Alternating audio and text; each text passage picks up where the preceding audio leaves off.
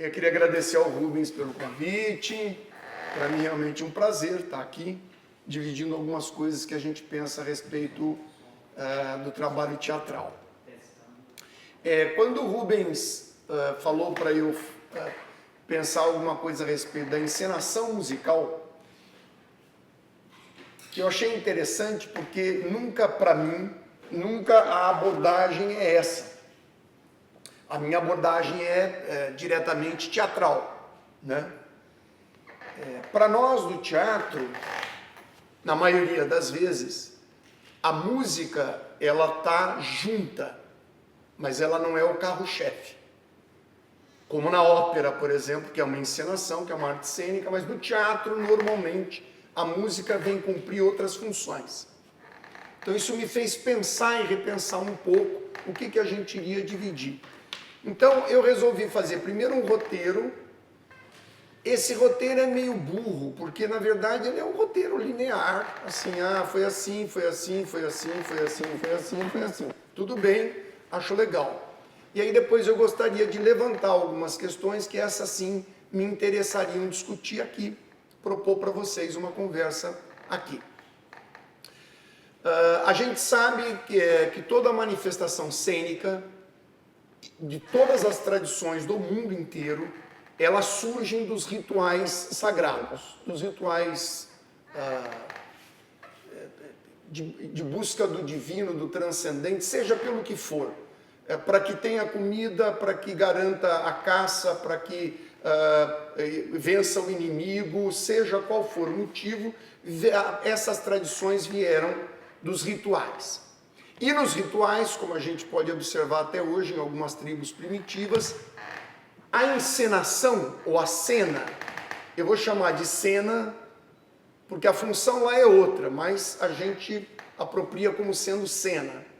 A encenação, a representação, ela é inteira, ela não é fragmentada. Você não tem uma coisa que é a música, uma coisa que é a dança, uma coisa que é a teatralidade e assim por diante. As coisas estão juntas, mais ou menos como em algumas manifestações cênicas atuais, dos últimos 500 anos ou mais. Ou seja, as artes estão sempre juntas nessas representações. Vou citar de novo o caso da ópera. Está tudo lá. É uma obra inteira, né? Onde todas as manifestações artísticas encontram um espaço. Mas já era assim primitivamente. E à medida que a gente vai mergulhando nisso, a gente vai percebendo que, na verdade, sempre foi assim.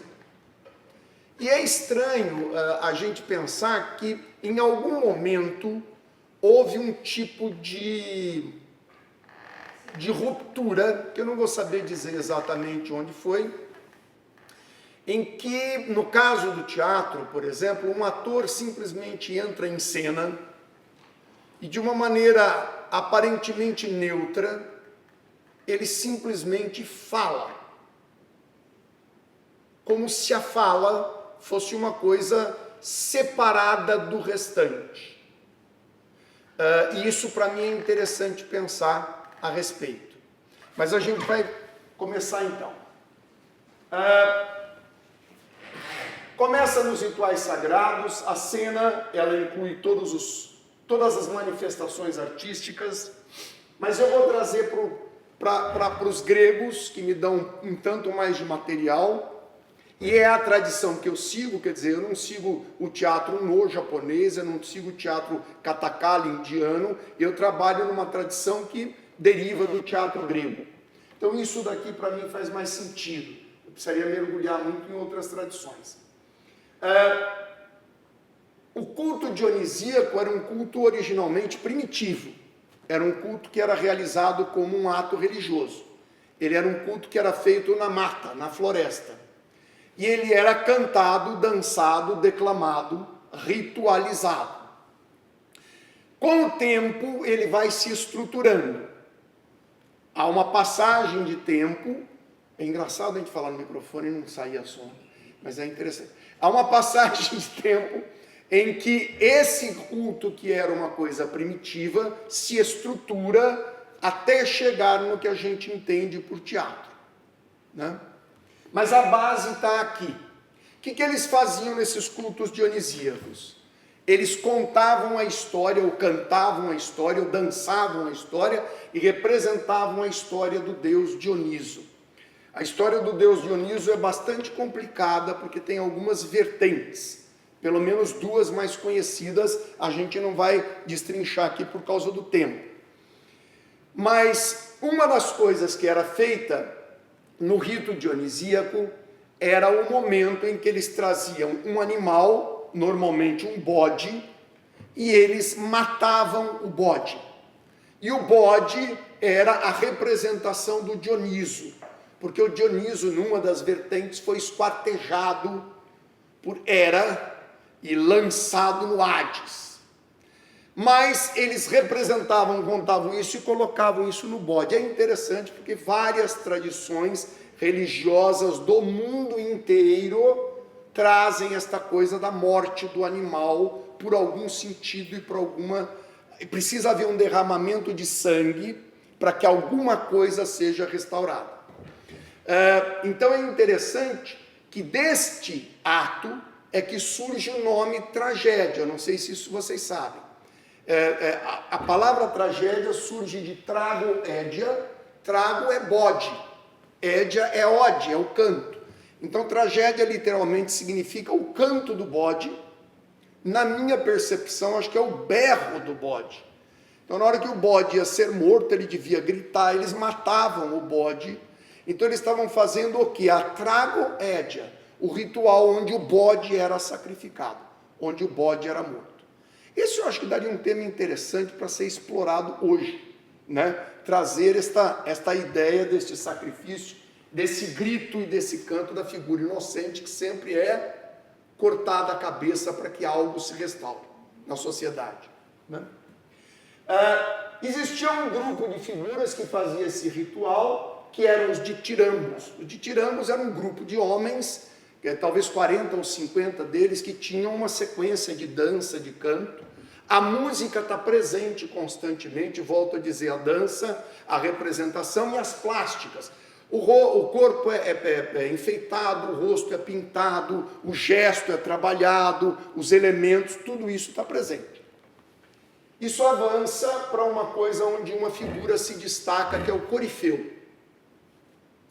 Quando eles começam a transformar o rito dionisíaco em algo mais aceito na Grécia, porque Dioniso demorou para ser aceito na Grécia. Ele era um deus controverso, complicado. Tem inclusive uma das tragédias de Eurípides, que é as Bacantes, que trata exatamente desse tema. Existia um governador, o Creonte, que não queria o ritual de Dioniso. Por quê? Porque Dioniso vinha na contramão de alguns pensamentos gregos. O pensamento apolíneo grego traz a ideia da estrutura, da harmonia, da ordem, e o pensamento dionisíaco quebra com isso e leva para o êxtase, para o transe, para a ruptura dessa estrutura. Então ele tinha muita dificuldade de ser um deus complicado. Gente de teatro é gente meio complicada até hoje. Nosso pai, avô é complicadinho. Então, e aí na peça As Bacantes, né, Dioniso faz uma coisa cruel. Ele faz com que uma das bacantes, sem perceber, corte a cabeça do próprio filho e traga como se fosse a cabeça do leão.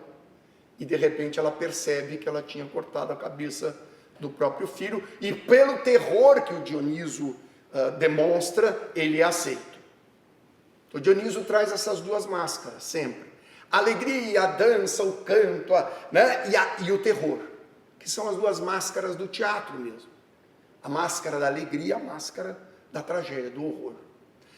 A comédia e a tragédia sempre se apresentaram juntos. No começo a comédia era muito pequenininha, apenas era um intervalinho entre as tragédias que eram apresentadas na Dionisia, mas depois ela cresce. Um dia, esse coro que estava cantando a história de Dioniso, uma figura se destaca desse coro e começa a fazer um contraponto com o coro. Então o coro cantava, o cara respondia, o cara falava, o coro respondia. Essa figura passou a ser conhecida como corifeu. E um dos corifeus mais importantes para a nossa tradição teatral é um cara chamado Tespes. E o Tespes, que é considerado o pai de todos os atores, de todas as atrizes, ele um dia resolve subir no carro alegórico de Dioniso, ele se veste de Dioniso, ele assume, ele fala, eu sou o próprio Dioniso. E já começou a ter uma confusão, um problema sério, não é, que isso é mentiroso, que isso não é verdadeiro, até eles entenderem o que estava acontecendo.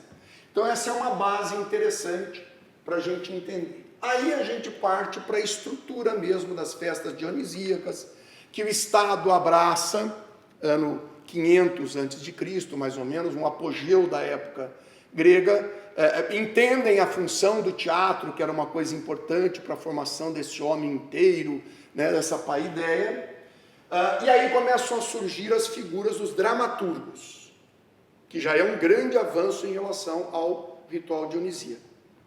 Primeira grande figura é Ésquilo, que sempre é cultuado, que é o grande pai da tragédia. E aí a gente continua vendo a questão da musicalidade, né, presente totalmente na tragédia grega. E aí a musicalidade, para mim, ela aparece em vários aspectos. Primeiro, o texto normalmente seguia uma métrica, seguia uma rima, tinha um ritmo. E quando a gente trabalha no palco com um texto que é cadenciado, com um texto que é ritmado, que é rimado, vamos dizer assim, a gente sempre trabalha com uma musicalidade. A fala traz uma musicalidade em si. A minha fala tem uma musicalidade própria. Mas quando eu trabalho com um texto, vou pegar um bem conhecido, o meu nome é Severino, eu não tenho outro de pia, como há muito Severino que é santo de Romaria, deram então de me chamar Severino de Maria. Né? Eu posso fazer, o meu nome é Severino, eu não tenho outro de pia, como é muito Severino, que é santo de Romaria, fiquei sendo conhecido como... Né? É música pura.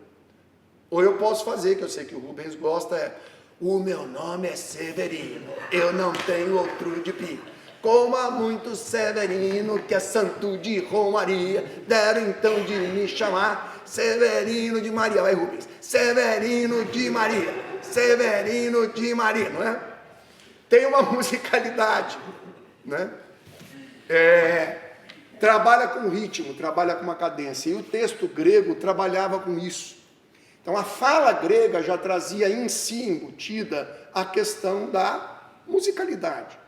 Mas existia realmente a música que era feita para o espetáculo e o coro, que era composto de 12, 14, 16, 20 homens normalmente, também cantava. Muitas vezes falava, mas muitas vezes cantava. Então a música, ela é presente no teatro desde a sua origem. Nunca houve uma separação entre a encenação e a música.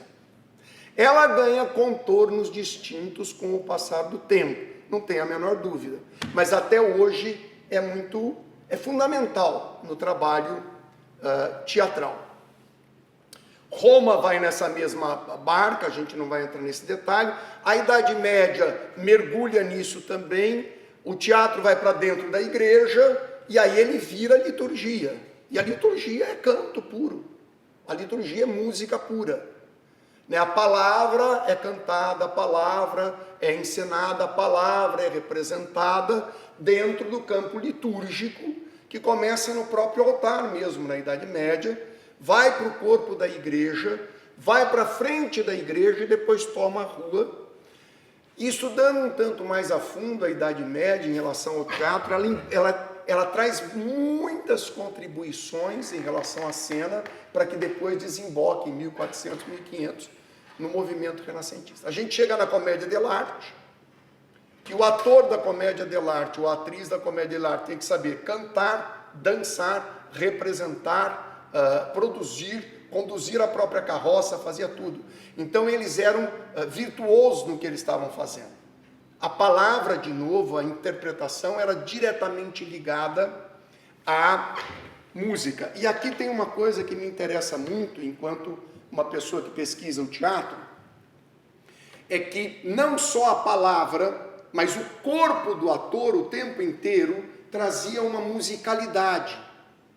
Na Grécia, quando a gente pega representações do coro grego, a gente vê que o corpo daqueles atores que eram do coro sempre estão dançando.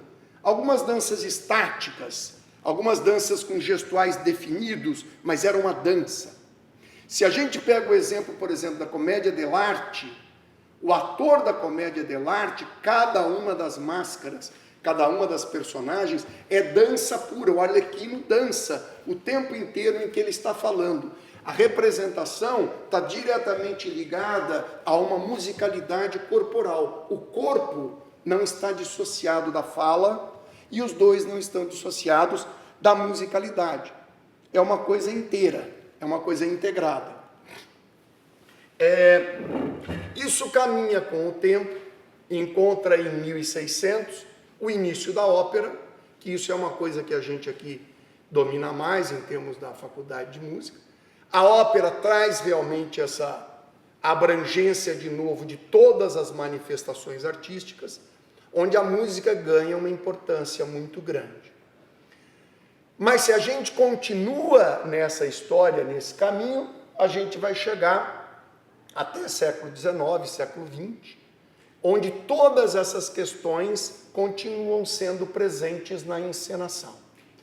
Se a gente for pegar numa linha interessante de tempo, eu estava vendo aí, a Ópera dos Três Vinténs, do Brecht, ela na verdade é uma releitura de uma ópera de um autor inglês chamado John Gay, que eu não sei se ele era gay, ou se isso era uma ofensa para ele na época. O John Gay fez uma ópera que era a Ópera dos Mendigos, com uma determinada música. O Brecht e o Kurt Weill pegam isso em 1930, mais ou menos, e fazem a Ópera dos Três Vinténs, 28. Em 1928, fazem a Ópera dos Três Vinténs, que foi uma releitura que trabalha com essa miséria. O Chico Buarque relê isso na década de 1970 com a Ópera do Malandro, com a música tema, que é a música do como é que é? Navalha, não é Nick, não é Nike, né? Mac Navalha. Que é uma música conhecida. Pá, pará, pá, pá, pará, pá, pá, pari, pá, pá, pá, pá. Isso. Pá, parina, pá, pará, pá, pá, pá, pá, é bom para trombone, né? Certo?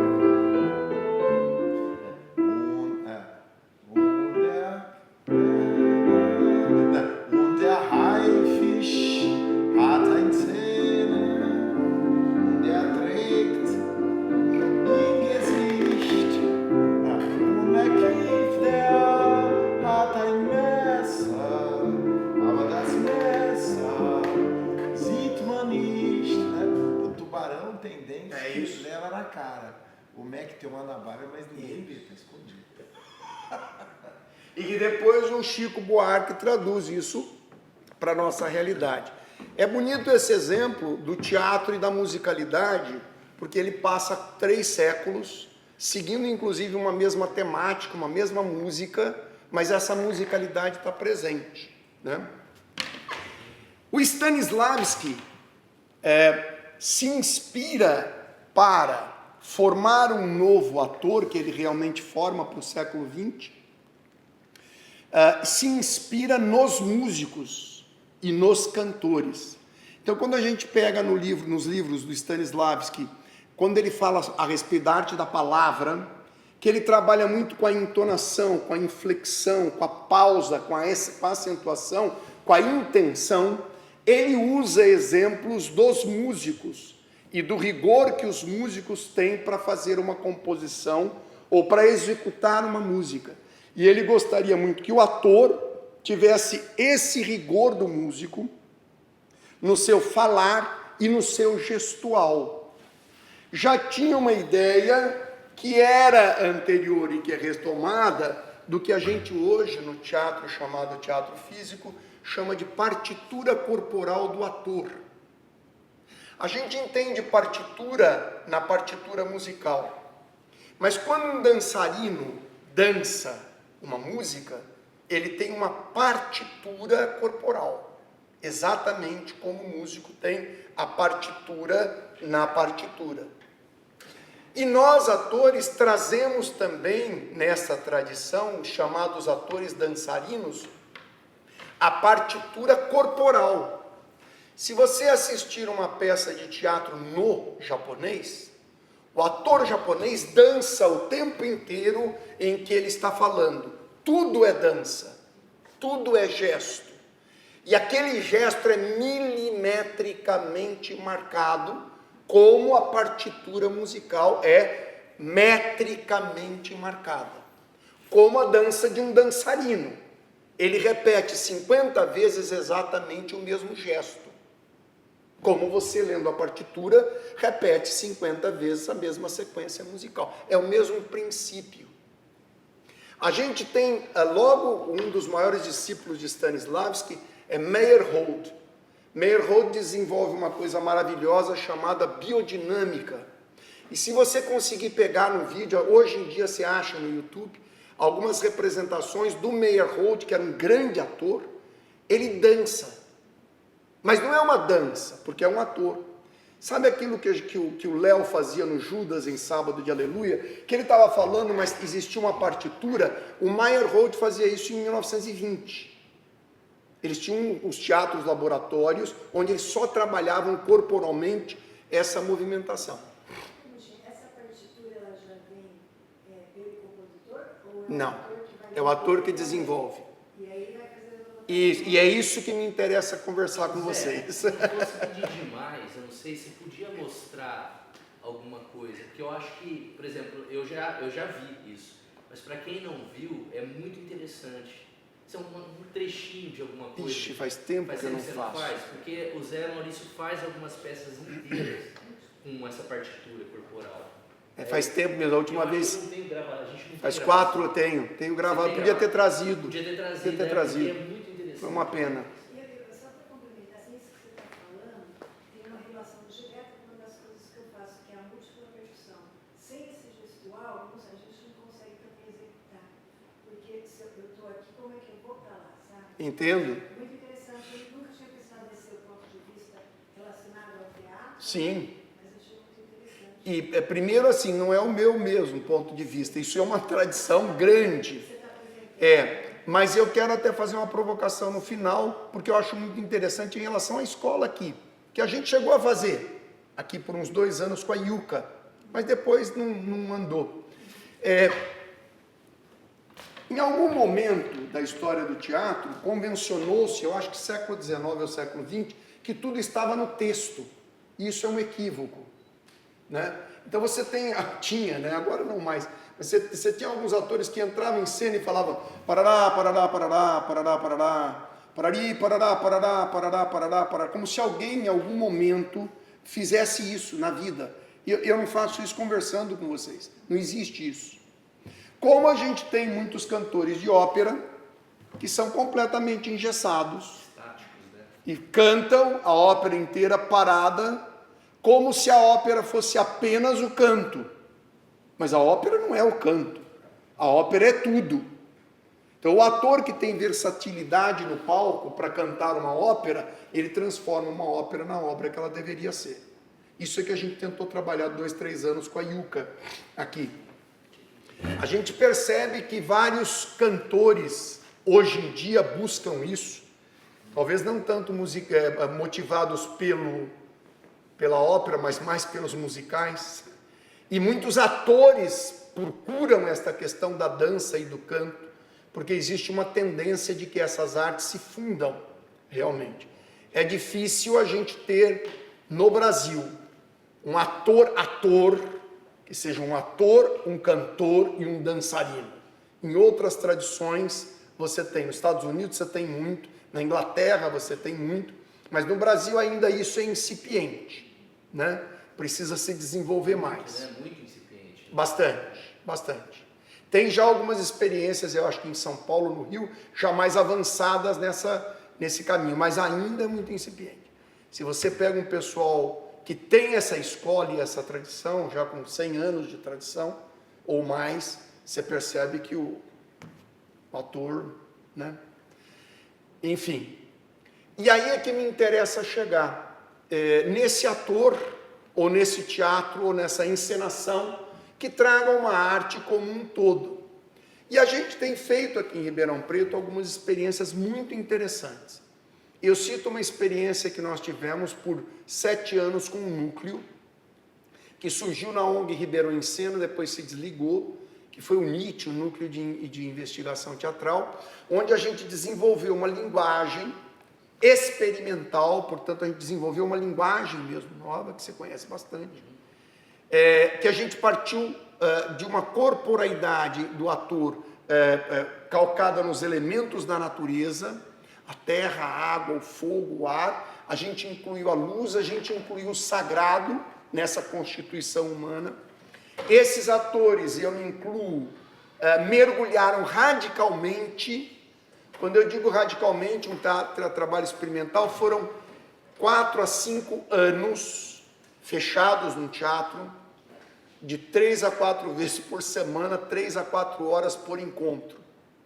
Um grupo de 10 a 12 atores mergulhando na criação de uma linguagem. E a gente realmente descobriu um novo corpo, uma nova forma.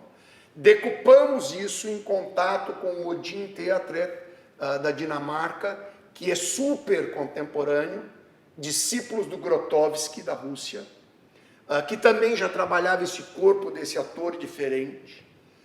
E hoje existe uma tendência contemporânea para o teatro muito grande, chamado ator dançarino, do chamado do ator santo, que se despoja e o corpo é tudo aquilo que ele mostra, ou do teatro físico, que alguns dizem. É um teatro que trabalha uma fisicalização, onde o ator pode estar fazendo uma coisa que parece natural, mas ela não tem nada de natural. Ela é uma composição mesmo, composição, em partitura, daquilo que ele está representando. Temos tido no Alma algumas experiências muito interessantes.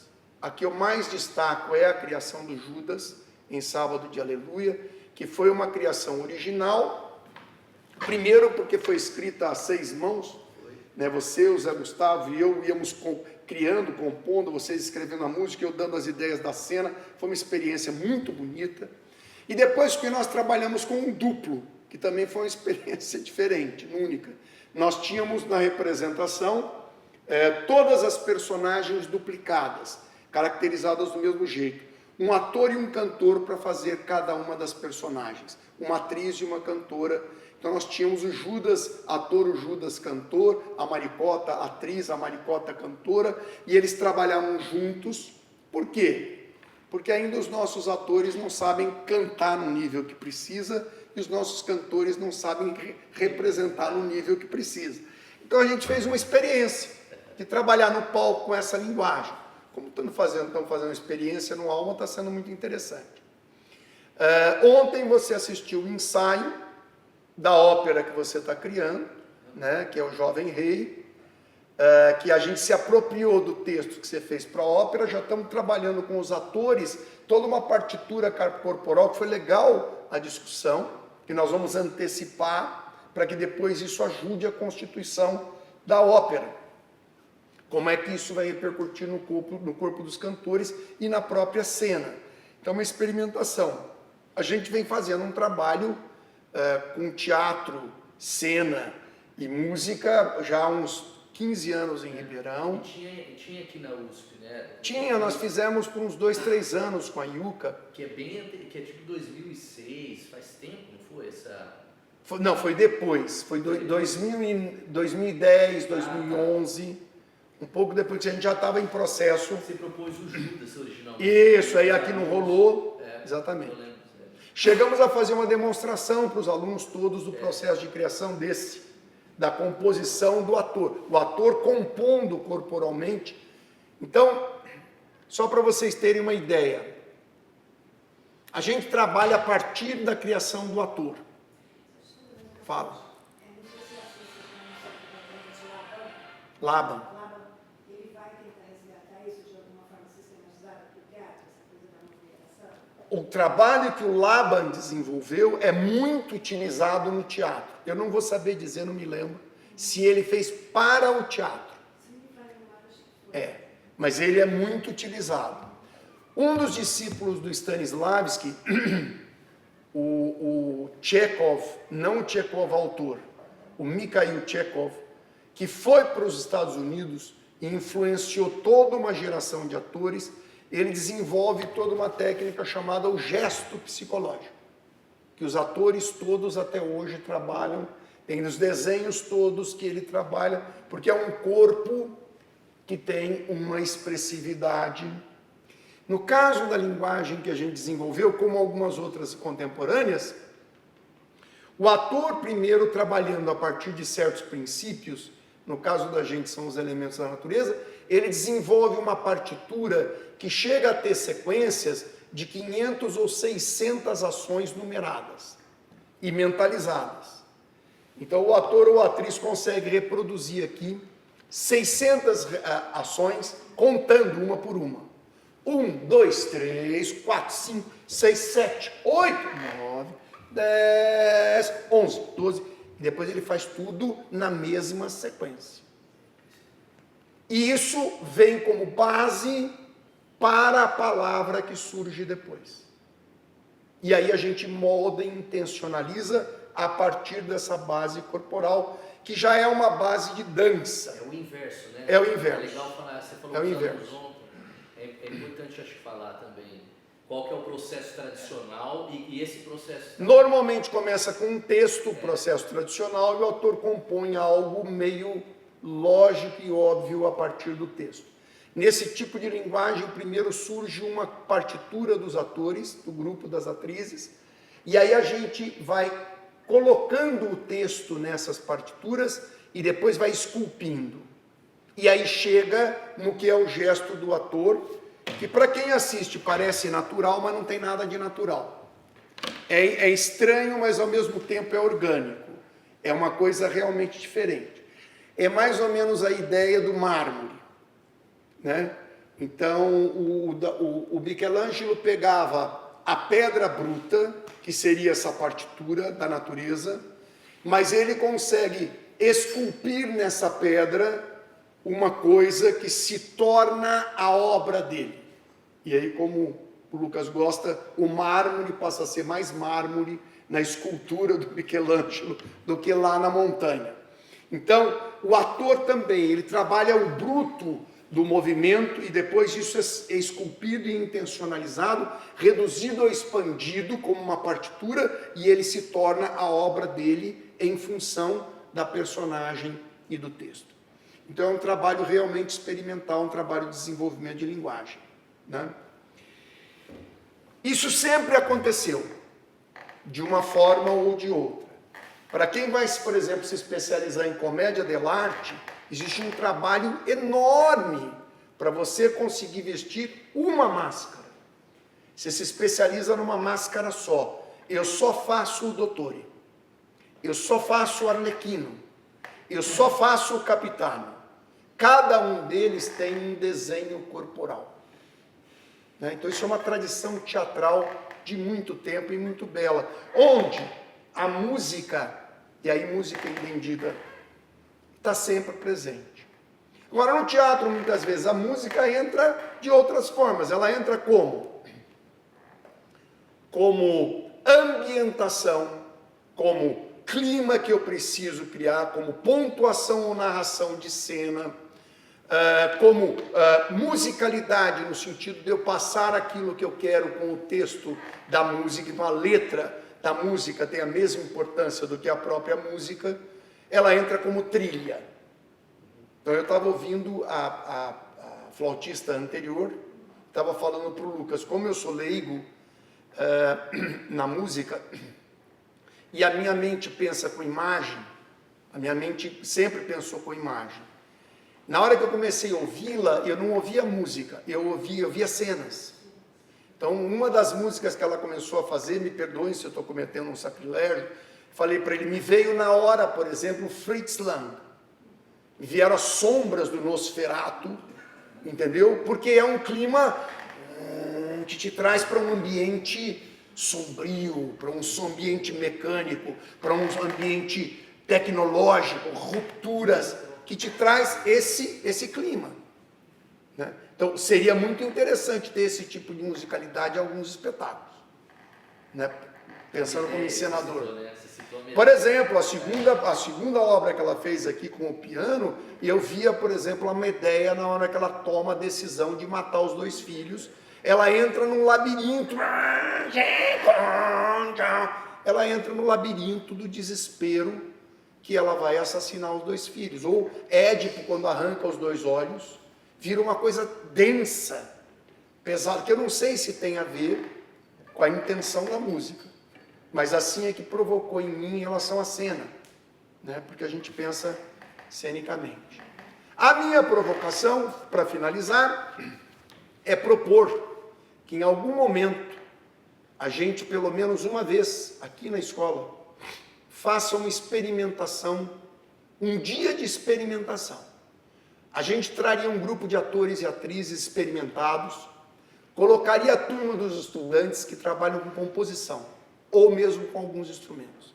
E nós trabalharíamos com a técnica que a gente tem, e os atores começariam a desenvolver uma partitura original, e os que estão assistindo, músicos, começariam a compor uma partitura original a partir do que a gente trabalhou, e a gente comporia algo juntos, experimentalmente. Eu fiz isso 2 vezes. Aqui, Não aqui, durante a minha carreira, né? Fiz uma vez profissionalmente com um grupo de teatro, do Dino aqui de Ribeirão. ah, que legal. Fiz uma vez na Unesp. Eu acho uma delícia fazer Então, essa criação em função dos gestos, do que eles estão fazendo da cena. E para mim, uma coisa muito interessante que você falou, eu, por exemplo, quando eu for interpretar uma música, principalmente na percussão, que elas se tornam tanto quanto abstrata, porque eu tenho só timbres. Eu preciso criar essa cena. as imagens, para justificar o teu som. Eu preciso, para a minha própria interpretação, às vezes eu tenho necessidade de criar alguma história. E a impressão que eu tenho é que quando você toca, você provoca cenas, Para imagens. mim tem que fazer um sentido, porque vai fazer sentido para quem também está vendo.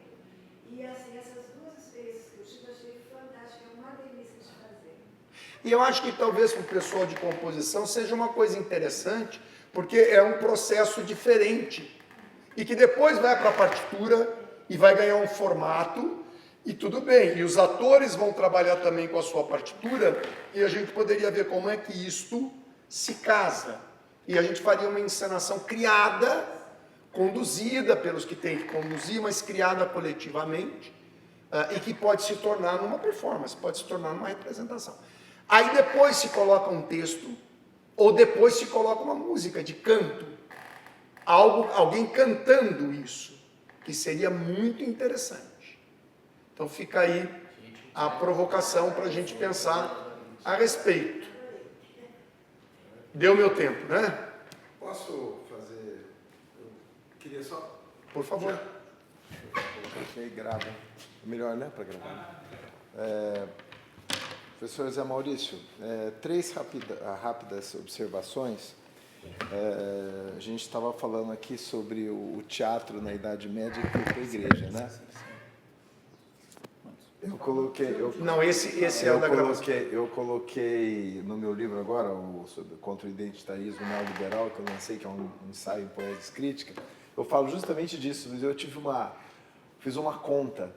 No Império Romano, na Grécia, foram construídos milhares, não são centenas, são milhares de teatros e odeons, primeiro os odeons, depois os teatros, em toda a Europa romana, o que ninguém fala, em toda a África, todo o norte da África, desde lá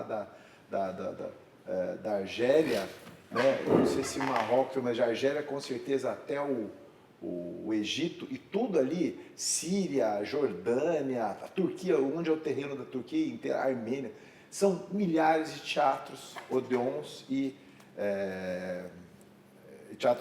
tudo. E eles trabalhavam com atores locais, com a tragédia, a comédia, né, com as grandes obras. A gente perdeu muito disso, mas os espaços físicos não deixam dúvida quanto à quantidade. Inclusive, existe hoje um trabalho de recuperação dessas estruturas, que eram os melhores espaços físicos para a música até hoje. A acústica dos odeons que eram cobertos, tudo. Né? O grego romano tomava chuva para ver tragédia e comédia. Eram cobertos, funcionavam e tem uma disposição melhor do que o teatro foi feito depois. Mas olha que interessante, quando acabou o Império Romano, o Oriente do Ocidente, tudo, já o Império Romano do Oriente foi extremamente bárbaro, né? Liquidou vários povos do norte da África, foi um período cruel, enfim. Durante quase 1000 anos, a chamada Idade Média, alta e baixa, não se construiu um único teatro, foi o tempo de crentes e milicianos com fortalezas e igrejas, né? Então foi um período... Aí no Renascimento é que volta, e eles tentaram, os primeiros, que é o de Vicenza, lá na Itália, tentaram pegar o modelo grego, aí depois inventaram de fazer o palco fundo, que para nós é ruim. Você põe um cara para cantar lá no fundo, quem está tocando aqui desencontra. Para o teatro também. Para a tragédia, para a comédia romana, eles eram melhores, ele era retangular, ele era... largo assim, mas ele não era fundo, o que facilitava para a gente. Estava envolvido, né? Então, esse é um primeiro comentário que é assim, a gente passa despercebido, mas muitas vezes a arquitetura nos dá essas ruínas, nos dão essa aula, né, de como foi um momento interessante, né, como a gente pode repensar essas estruturas físicas dos teatros gregos romanos. Bom, você falou também do Brecht, né, do Verfremdungseffekt, né, do efeito de distanciamento dele. Você falou do Lustoslawski, né, que tinha uma técnica diferente do Brecht. Não, eu não falei desculpa. Eu não falei do distanciamento. É que toda vez que eu falo do Brecht, você pensa no distanciamento, mas eu não falei do distanciamento. Você tem o Brecht só em termos da música.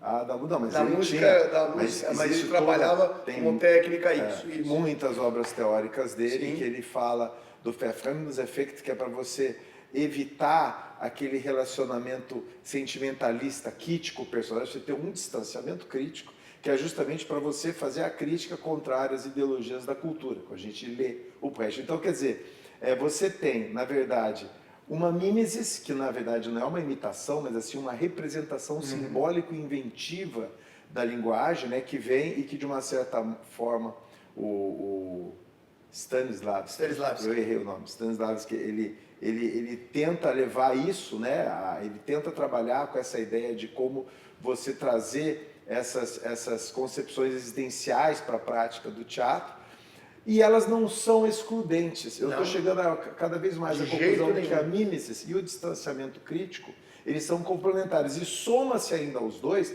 o potencial de abstração, porque na obra de arte é o único lugar que a gente tem uma abstração não alienada.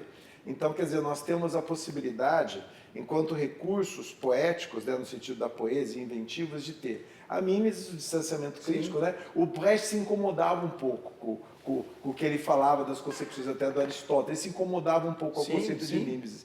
Mas a gente vê que é absolutamente a contribuição dele, que foi monumental, vem somar, porque você precisa também ter esse distanciamento, né? Bom, e o terceiro, que a professora perguntou, eu coloquei isso no meu livro também. A gente, eu pelo menos na Poesias Críticas, a gente percebeu que houve um erro na história da música brasileira. Nós abandonamos uma palavra que era maravilhosa, bonita, que funcionava, que era a palavra solfa. Todo mundo só falava solfa, século XVI, XVII, XVIII e XIX. Solfa. A palavra solfa vem daí solfejo e solfejar. O que é solfa? Papel de música. É o papel da música do Renascimento e a da época do baixo contínuo, é o papel que os músicos escreviam e tocavam a música e compunham a música. A solfa é o nosso material de trabalho. Aí depois foi substituído para tal partitura, sem dar confusão. A gente nunca sabe se é a parte da grade, se é só... É uma confusão, é uma coisa ruim, ou é a parte... É uma confusão. A palavra solfa designava o todo. E aí você tinha a grade, que eram todos os instrumentos juntos, e as partes, né, que as estantes, cada um separado. A gente tinha resolvido conceitualmente e depois complicamos. Eu sou a favor da gente rever o conceito de solfa, que explica uma solfa, um papel de música. Quando se refere falando solfa. Mas aí justamente chega aqui... Nessa linguagem eu sou muito leigo. Essa linguagem ninguém mais, faz 100 anos que ninguém mais fala solfa. Eu estou querendo recuperar porque ajuda, é mais inteligente do que... Porque partitura é sempre confusão. Bom, que é onde eu quero chegar? Isso foi só uma observação, a questão é agora. A praxis, ou seja, a interpretação e execução no teatro é necessariamente mais inventiva que na música por não dispor da solfa, porque por mais que você tenha essas dicas, mesmo na coreografia, eu trabalhei agora recentemente com um coreógrafo, tudo eu vi, a partitura, né, eu estou falando agora da grade, da solfa com todos os instrumentos da grade, a gente tem indicação de dinâmica, da agógica, Sim, tá de tudo que amarrado. nota, a gente tem, por exemplo, o compositor ele inventa, não amarrado não. Amarrado no sentido de ao que tá contrário, tudo- tá tudo ao determinado. contrário, é livre, a escritura liberta mais do que tudo. Amarrado é o contrário, quando você não tem solfa, você se amarra. A solfa liberta, a escritura liberta. Só em tese a oralidade é mais. A oralidade é boa para experimento, mas na hora do artista inventar obra de arte, a escritura é muito mais libertadora do que qualquer outra coisa. Então, assim, na praxis do teatro, talvez eles tenham um pouco mais de invenção necessariamente, porque não dispõem da solfa. Então, na solfa, de fato, nós temos a linguagem do autor da poiesis, o compositor, e o intérprete executor, ele vai interpretar aquela obra de acordo com o compositor. Inclusive, já há mais de 100 anos, a gente tem uma precisão incrível, até da gestualidade que tem que ser feita, né? Porque até o século XIX, ainda você punha só quase nota com... século XVIII já melhorou também, nota com figura, e você coloca as intenções de dinâmica, de fraseado, de intensidades, enfim. Mas então, quer dizer, é um detalhe diferente entre o teatro e a música, que a música, por dispor de solfa, o intérprete executor, ele se sente, digamos assim, mais atrelado à linguagem autoral do compositor. Sim. E no teatro, só que no teatro você me permite dizer, por favor, às vezes dá confusão, né? Você pega o nosso falecido aí, que Deus guarde, tudo, o Zé Celso Martinez Correia, como é que chama? Zé Celso Martinez. O que ele fazia, eu vi uma vez a encenação de Brecht dele, ele destruiu o Brecht, ele não interpretou e executou. O que ele fez é uma destruição do Brecht, que o Brecht não pensava daquele jeito, eu que conheço um pouquinho a obra do Brecht. Então, quer dizer, existe os limites da interpretação. Sem sombra de dúvida. Obrigado. Eu quero completar algumas coisas que você colocou que eu achei maravilhosas.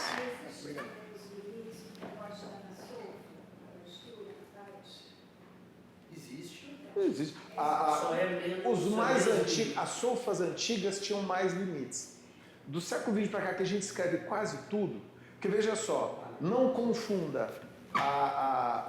não, porque existe uma incontornável idiosincrasia. Cada músico toca de um jeito diferente, mas existe linguagem do autor. Então, quer dizer, existe uma interpretação pior que a outra. Eu não estou dizendo qual que é o caminho. Uma pior que a outra. Tem uma interpretação que pode ser mais bem sucedida e uma... Não é vale tudo, não é festa, não é tudo vale, tudo é relativo, a verdade está no coração de cada um, no coração privado de cada um. Não é isso. Existe uma linguagem autoral e o artista da praxis, ele tem que ter essa compreensão hermenêutica, entender a linguagem, ler, inclusive se valer das melhores fontes primárias. Mas quando ele vai executar, ele tem um limite, que ele não pode extrapolar o limite da linguagem. A diferença é a incontornável idiosincrasia, mas... Ele tem um limite, mas assim, é pequeno muitas vezes, depois que ele fez todo o estudo, mas um limite de uma certa criatividade também, que vai estar dentro do intérprete. A gente não usa mais aqui no nosso grupo de pesquisa, a gente não quero te indexar não, mas porque criatividade você sabe fazer um buraco negro, você sabe fazer um vulcão, a gente não sabe, a gente usa a palavra que é a mesma que a natureza faz, que a natureza é um pouquinho mais criativa que a gente, né? Eles fazem galáxias, a gente não consegue fazer uma galáxia ainda. Então o ser humano tem que voltar à humildade dos tempos do Renascimento, que a gente falava que a gente inventava, né? Inventio, o Bach, ele não falava que ele era criativo, ele falava que ele era inventivo. Então, as nossas invenções humanas, que não são da natureza, por causa disso estão destruindo a Amazônia. Porque ele é tão criativo, o Homo creativus, que na verdade é um Homo stultus, que é um homo imbecil, né? Ele destrói tudo, eu faço outro, esse sol não está dando lucro, eu vou fazer outro depois melhor. Eu não sei, o ser humano não está conseguindo fazer sol. Mas não deriva tanto, vai porque ela perguntou. Quer dizer, um cara quando executa uma obra do Mozart, ele tem um espectro de inventividade. Ou não? Eu diria que ele tem... Não, eu acho que não. Ele tem uma incontornável... Então o intérprete não tem nenhuma personalidade naquilo que ele traz? A personalidade é... No sentido de trazer uma digital dele? Eu acho que ele tem uma interpretação dinâmica, existe um dinamismo. Ele pode descobrir, né, justamente os limites da solfa, ele pode extrapolar e conseguir algo... Por exemplo, a gente estava fazendo agora o Beethoven. E tinha um trecho lá que não está escrito nada, era tudo pianíssimo. Só que tem 2 compassos de uma dissonância fantástica. Eu falei para eles, vamos colocar esse trecho aqui, um peso, vamos mudar a dinâmica que está escrito. E fizeram, quer dizer, eu inventei uma interpretação em cima do Beethoven, para dar uma expressão maior. Mas assim, é pouco, por exemplo, é pouco, eu não destruí a linguagem do autor Sim, e nem saí. nem isso que ela está dizendo, nem isso que ela está dizendo. Que possa Nem isso que ela está trazer dizendo. pimenta para a obra, Entendi. entendeu? O que eu estou dizendo assim, depois a gente fazer todo o estudo da linguagem que eu vou utilizar, do estilo, eu tenho sim como intérprete um pouco Sim, de não, isso sim. identidade. Inclusive, Sim. é que nem é igual comparar o Bach que o Glenn Gould toca, Eu quis falar o isso Keith agora. Jarrett. Você tirou daqui. Ali o Bach está íntegro. Então, vamos supor que você pega Aí tem uma questão do intérprete. Mas é muito mais uma boa praxis do que uma invenção. Claro. Não é invenção, Entendi. patamar de interpretação e que aquele intérprete conhece profundamente o que ele está fazendo. Estilo, tudo mais. Tá. Pega um 2, vamos pegar 2 que você deu Glenn hoje, mas eles vão ter diferença, porque a Sim. letra- Incontornável idiosincrasia. Cada um é cada um. Isso. Mas não chega a ser uma invenção. É que tem coisas que extrapolam a solfa. É Sim, isso que eu estou claro. dizendo. Nem tudo pode estar na solfa. Ainda mais as músicas mais antigas. Claro que você não vai fazer coisas que Não estão não previstas. estão previstas. Isso aí já é uma outra Mas eu acho que resolve quando fala uma boa praxis, porque a boa Isso. praxis não vai ser inventiva de alguma forma. Agora eu só gostaria de pegar uns Mas é ganchos. inventiva da linguagem. Não, Ela é inventiva no sentido de tornar a linguagem do autor mais dinâmica. Eu gostaria de pegar algumas deixas que o Rubens levantou, que eu acho maravilhosas. Primeiro, criou-se uma como é que chama isso? Uma ambiguidade, um antagonismo entre o Stanislavski e o Brecht. Né? Normalmente, eu acho que é quem não estudou muito o Stanislavski e quem não estudou muito o Brecht. Porque são abordagens distintas, existe toda uma contraposição que o Brecht faz fantástica, mas você resumir o Stanislavski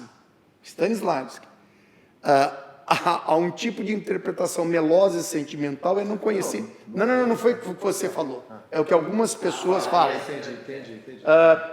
É não conhecer absolutamente o que é o Stanislavski. E você dizer que o Brecht não tem emoção é desconhecer profundamente o Brecht. Então tem um exemplo que o Fernando Peixoto nos deu uma vez numa aula sobre o que seria o efeito de distanciamento, porque é muito difícil explicar. Mas ele citou a cena da Mãe Coragem, que a Helena Weil fazia, que era a mulher do Brecht. E o que é o efeito do distanciamento? E aí a gente entende, fez plim. Ela recebe o corpo morto do filho, que vem da guerra. E é a cena mais icônica da história. Né? É a Pietà, é a mãe que é o sentimento. Ela recebe aquele... E o que ela fez? Ou eles fizeram, né? Inventaram. Ela faz assim.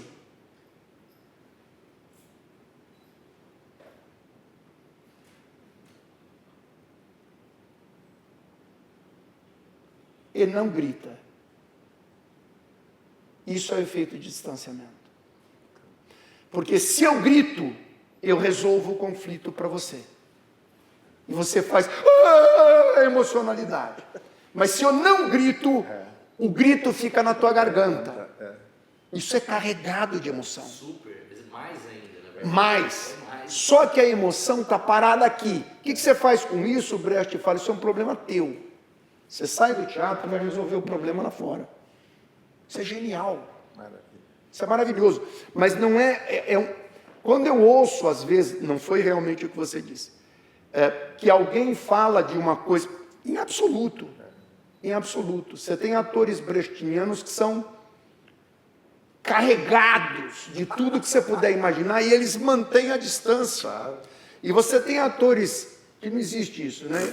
Stanislavskiano, que você vê a transformação da figura na outra figura, mas ao fazer isso, ele está criticando completamente aquela figura que ele está apresentando. Quanto mais ele a vivencia, mais ódio você toma daquela personagem. que é fundamental, mas crítica você faz a ela. Então é legal você perceber que exatamente não existe essa ambiguidade, existe uma sobreposição de compreensão, e o ator pode passar por isso. Processo. Só aproveitar, já que você citou, ficou até emocionado, Fernando Peixoto já esteve aqui conosco tantas vezes, ele participou do Festival Música Nova, muito querido, inclusive tive a honra de apresentar ele ao Rainer Müller, pra você ter uma ideia, na Academia da Arte em Berlim Oriental. Pessoas que hoje cada vez mais são importantes na minha formação, mas tem uma história que não existe em português, acho que você nunca leu, que é legal. O Eisner, que era muito amigo do Brecht, eles conversavam muito sobre música, né? O Brecht era um apaixonado por música.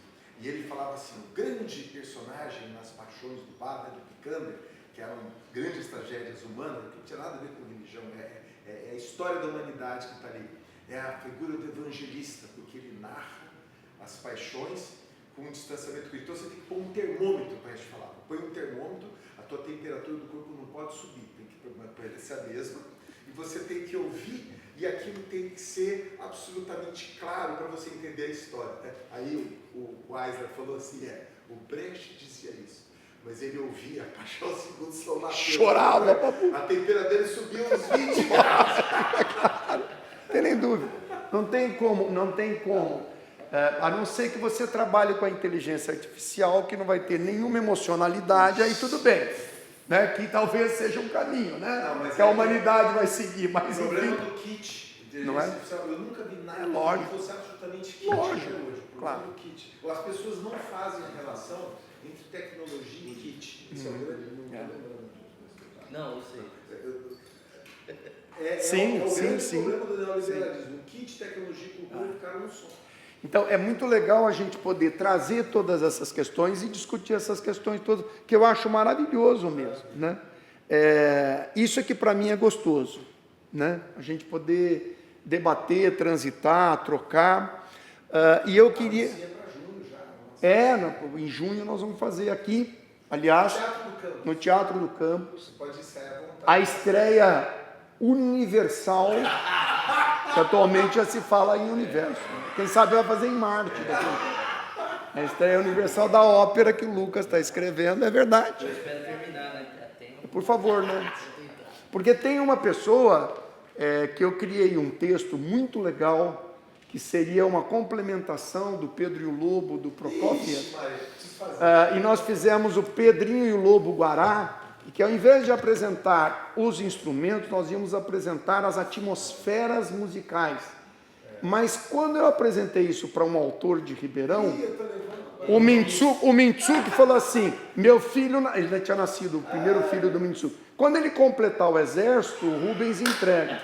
Até o Capra já completou, o exército já fez a reserva. Até hoje eu não recebi ainda a música do libreto, entendeu? Mas a gente tem esperança que um dia... Ficou legal, gostoso. Pedro e o Lobo, sim. A gente fez uma versão do Pedrinho e o Lobo Guará, onde o vilão não é o lobo.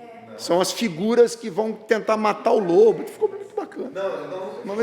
Mas isso é uma brincadeira nossa. Isso é uma brincadeira nossa. É uma brincadeira nossa. A gente fez Carnaval dos Animais. Fizemos de novo aqui. Carnaval. Fizemos Bastiani. Ó, a gente já tá... Ótimo. Então, muito obrigado. Obrigado, Zé. Que a gente faça um trabalho junto. Obrigadão. Espero que tenha dado.